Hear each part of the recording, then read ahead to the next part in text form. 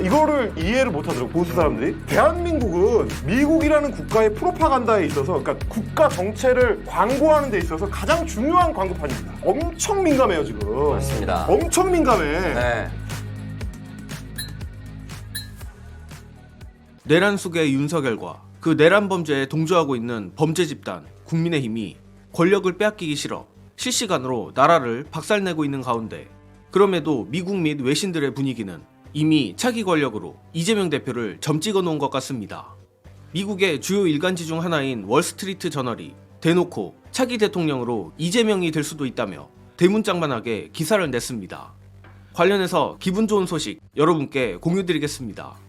미국 현지 시간 9일 이재명 대표는 월스트리트 저널과 인터뷰를 가지며 2차 계엄에 대한 우려 및 윤석열 탄핵에 대한 중요성을 재차 강조했습니다.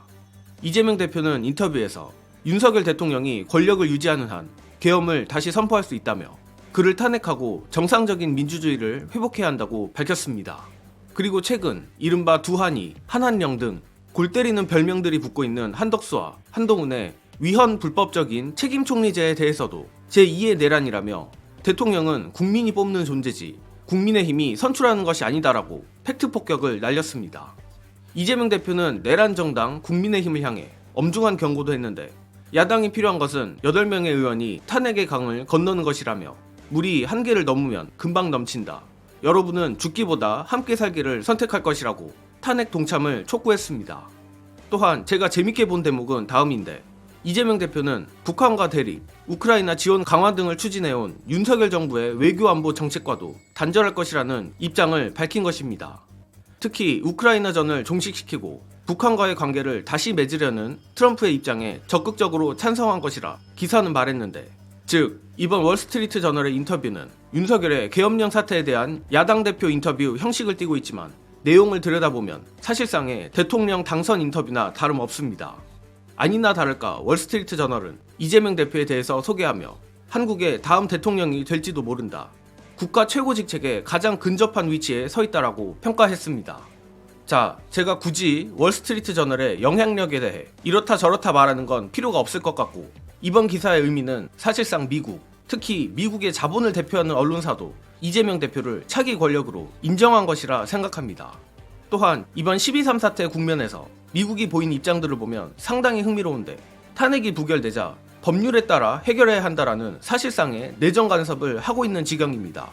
관련해서 이 부분은 사장 남천동 팀의 날카로운 해설로 대신하겠습니다. 지금 미국이 주목하고 있는 현재 상황이 이거를 이해를 못하더라고 보수 사람들이. 대한민국은 미국이라는 국가의 프로파간다에 있어서, 그러니까 국가 정체를 광고하는 데 있어서 가장 중요한 광고판입니다. 핵심적인 광고판, 전 세계에서 가장 비싼 광고판. 미국은 원래 그냥 단순히 무기나 뭐 물품 수출하는 나라가 아니고 체제를 수출하는 나라예요. 체제를 수출하는 나라. 이데올로기를. 그렇기 때문에 제국이야. 체제를 수출하니까. 그러면 그게 뭐가 되냐면 자본주의와 민주주의를 동시에 단기간에 이뤄낸 미국의 사실상의 새끼. 뭐 본보기 뭐 이런 취급을 당하는 게 싫지만 미국 입장에서는 그렇게 한다는 거잖아요. 이건 제가 미국 입장에서 네. 얘기하는, 우리가 네. 선진국이 된 거는 미국 입장에서는 전 세계를 향해서 한국을 봐라. 심지어 너무 극명하게 한반도라는 곳에서 반씩 나눠졌는데 우리가 담당했었던 반이 눈부신 기적을 이뤘기 때문에. 그리고 지금 시험판이 되고 있잖아요. 그거를 계엄으로 반란을 일으켜서 깨트리려고 했던 적재자가 나타났어.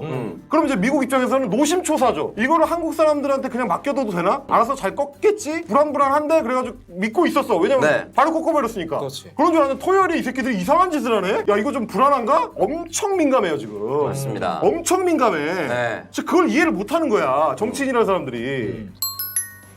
물론 국민의힘도 균열이 일어나고 있는 것 같고 탄핵의 가능성이 올라가고 있는 것은 사실이지만, 어디까지나 여전히 대한민국의 군통수권은 내란 속에 윤석열이 쥐고 있습니다. 고로 하루라도 빨리 탄핵을 하는 것만이 답이 아닐 수 없는데, 일각에서는 윤석열이 체포되거나 구속되면 직무가 정지되는 것이나 마찬가지라는 의견도 있지만 절대 전혀 그렇지 않습니다. 오직 탄핵만이 저 정신 나간 반국가 세력들을 막을 수 있는 유일한 장치라는 것을 다시 한번 강조드리며, 이에 대해 역설하는 노형희 변호사의 일갈로 영상 마무리하겠습니다. 시청해주신 여러분 감사합니다.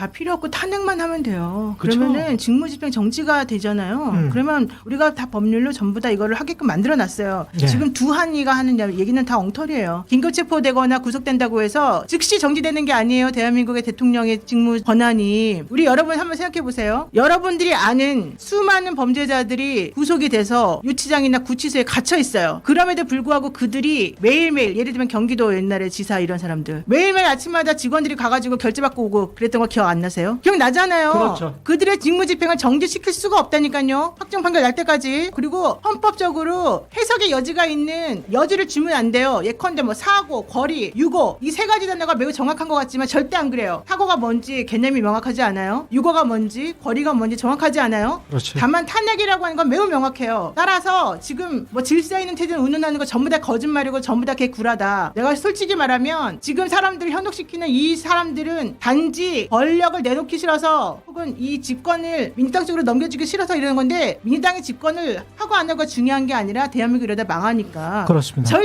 절대 탄핵 말고는 헌법이나 법률에 어떠한 식으로도 해석의 여지가 없는 그런 건 없어요. 자기네들이 그냥 괜히 아닌 걸 알면서도 우기고 해봐요. 저쪽에 있는 법학자들이나 뭐 법조인 출신들이 막 말도 안 되는 거 가지고 우기고 해봐요. 그럼 그거 가지고서 사람들이 막 현혹하면서 말하죠. 절대 안 돼요, 절대.